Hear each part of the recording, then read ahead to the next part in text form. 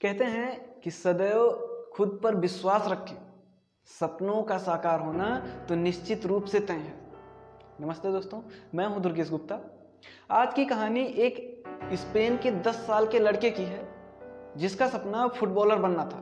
वो अपने पेरेंट्स से कहता है कि पापा देखना, एक दिन मैं स्पेन का नंबर 1 फुटबॉलर बनूंगा, नंबर 1 गोलकीपर बनूंगा, क्योंकि गोलकीपिंग उसे बहुत पसंद था।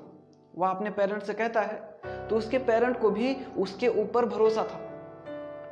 वे उसकी कोचिंग लगवा देते हैं। अब वह फुटबॉल के मैदान में जाने लगा, कोच से मिलने लगा, कोच से कहने लगा कि देखना, एक दिन मैं स्पेन का बहुत बड़ा फुटबॉलर बनूंगा। अपने यहाँ का जो सबसे बड़ा क्लब है रियल मैड्रिड, उसके लिए मैं गोलकीपिंग करूंगा। उसके कोच देखते हैं कि उनके पास जो नया स्टूडेंट आया है वह सीखने के लिए आया है। उसकी आंखों में चमक है, उसके बड़े बड़े सपने हैं।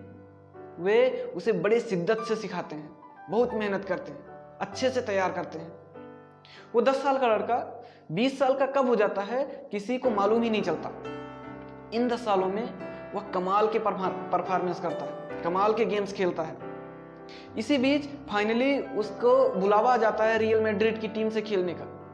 जिस दिन उसे जाना था उसके एक दिन पहले शाम को अपने दोस्तों के साथ वह कार में घूम रहा था, तभी उसके कार का एक्सीडेंट हो जाता है। दुर्घटना इतना भयानक था कि उसे अस्पताल में भर्ती कराना पड़ता है। डॉक्टर उसे देखते हैं तो उसके पेरेंट्स से मिलते हैं और कहते हैं कि आपका जो लड़का है उसके कमर के नीचे का हिस्सा पैरालाइज हो गया है, लकवा मार गया है। अब वह चल नहीं सकता।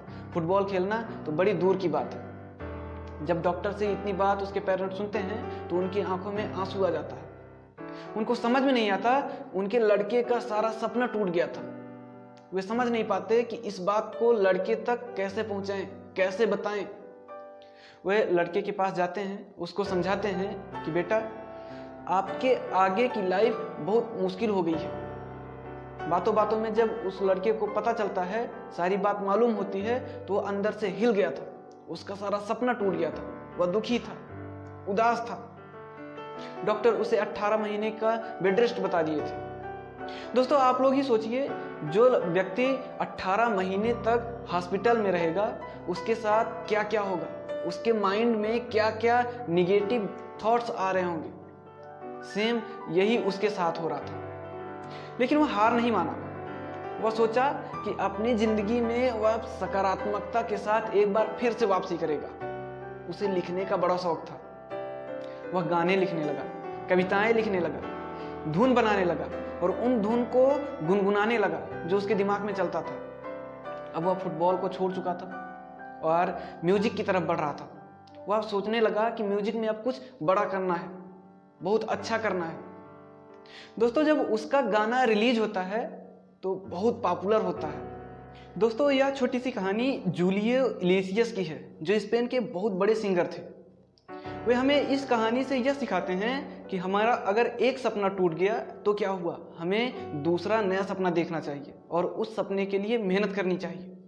दोस्तों, यह जिंदगी है, इसमें उतार चढ़ाव तो लगा रहेगा, लेकिन हमें अपनी जिंदगी के साथ समझौता नहीं करना चाहिए, अपने सपनों के साथ समझौता नहीं करना चाहिए। उम्मीद करता हूं कि आप लोगों को यह कहानी पसंद आई होगी। मिलते हैं एक और कहानी के साथ में, तब तक के लिए धन्यवाद।